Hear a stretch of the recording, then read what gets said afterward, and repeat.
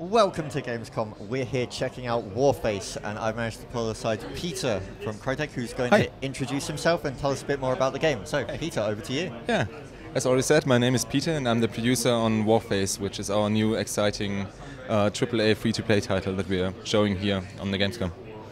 Do you want to give us a bit of background information about the game?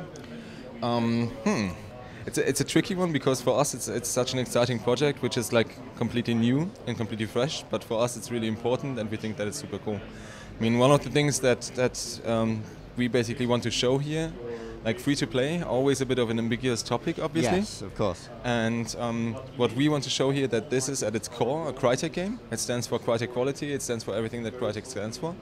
And it's for free. So there's a slight distinction between the two elements. Like it's not a obviously it's a free-to-play game, but we prefer to call it's a Crytek game that is for free. That's a rather interesting way of looking at it. So what's the story of the game? So just, do you want to talk about the surrounding elements of it? The story is like... Yeah, what's going on in the world and why are we fighting and all that kind of stuff? Fighting it's near future. It's kind of looking at the world right now from a kind of glass half full perspective. Okay. Like one image that we had... like from a concept art, like image that actually showed us, okay, what's the essence of this game is the White House, and there was a post before it that said for sale. So that's not a good sign. Yeah. So the world is a bit shaken. Like the normal government has been like falling apart a bit, and a lot of it has been taken over by private corporations. So. In our scenario here, you're playing as Warface, which is kind of a military, but private military. It's not like the opponent that you're actually facing, Blackwood. Okay. They are private, like they work for the corporations, but you are kind of somebody realized, okay, things are going wrong here, and extracted you out of the system. So you're semi-officially trying to fight back against the situation that you're in. Okay, that's a weird way of handling things, but it sounds quite interesting. I must admit, looking looking over Frank's shoulder here, the guns look very detailed. Yeah, thank you. Yeah, it's one of the features that we always liked at Crytek is the real-time customization. So C button will still work. So if you hit it, you can actually do different scopes, adjust things like. Loads and loads of attachment that we have, basically. Okay, let's see if we can actually hit him in the back of the head and get him to do it. Was it the CT? Hit C. C. So yeah. There we go. And this is only a pistol, but yeah, for melee, for red dot sight, different weapons have different abilities, so there's a lot of stuff that you can actually unlock. The idea of a scope and a bayonet being mounted on a pistol is crazy. It is totally crazy. I mean, to be quite honest with this, like this is not the super serious, dry, realistic military setting. I mean, the overlaying narrative layer obviously has a serious undertone to it, but as you can see, you can put scopes on a pistol. Like everything that you do is a bit over the top. It's very straightforward. It's very easily accessible. So this is more about get in there, have fun, and have more fun while playing, basically. So I have to ask, what kind of damage system are we going with? Is it a case of if you get hit in the head, you're going down, or can you take a few hits? I mean, I don't want to use the words bullet sponge, but which way are we leaning here? It's going to be a bit more forgiving. I mean, obviously headshots can kill you. So there's also helmets that you can actually buy that will protect you from headshots, so you can actually customize your character depending on your playstyle with the outfit that you're getting. I would say from a leaning point of view, it's more go in there, have fun. It's not going to be the word that you just said that I'm not going to use, but it's going to be more forgiving than the super realistic shooters. To be fair, I mean, you started off by saying that a headshot, headshots will kill you. Anything that goes with that is fine. I mean, taking a few hits to the body, as long as that means skill more than anything else. You know, if you're a skilled shot and you can hit someone in the head, they're going down. If you're a skilled shot, if you're a sniper, and you actually take a headshot, then you will go down. Yeah. So, you mentioned helmets and stuff. what kind of customization are we going with here? I mean, if, for example, helmets are going to protect you from headshots, is there a negative thing to wearing them, or is there a restriction on how much stuff you can wear weight-wise, or any of that kind of thing? No, actually, we're quite open with it. Like, again, we don't want to overcomplicate the system. We want to make this as fun and easily accessible as possible in every layer. And you can buy gloves, you can buy helmets, you can buy vests, you can buy shoes, you can all this, but you can all like getting into the whole free-to-play discussion directly. Like you can everything that you can actually have in the game. We plan to customize in a way from a monetization point of view. Stop showing off.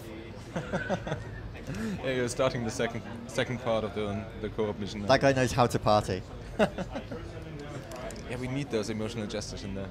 It's good. And now apparently Frank is having some sort of fit. Are you okay there? Yeah? Oh, good. Yeah? Okay. Lying on the ground in a helicopter. You can actually shoot out of the windows already if you want to. So, what kind of level of customization are we looking at in regards to the amount of different kind of guns that we'll see, or different pieces of gear that we'll see? Are we going with... I mean, we don't give out any exact numbers because the number is growing all the time. Oh, of course, given that you're this early on, the number is probably growing. But are you looking for a case of fewer weapons with more customization per weapon, or are you looking for lots of weapons? Which kind of way are you leaning? So I've seen the amount of customization that you can actually do with a weapon. So that's quite excessive. And I can show you later the amount of weapons that we already have in there. It's roughly around 20 primary weapons for each character right now, plus secondary weapons, plus melee weapons, plus... So you're going for a really nice mix? Yeah.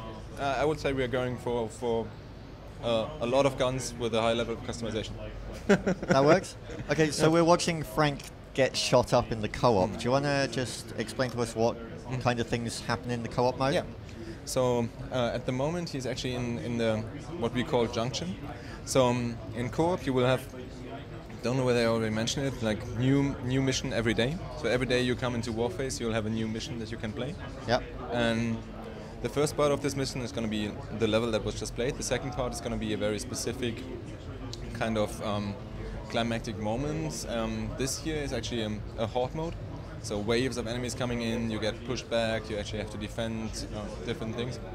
We also have end bosses in there, we have like rail shooter sections, like that's going to be a large variety of different things.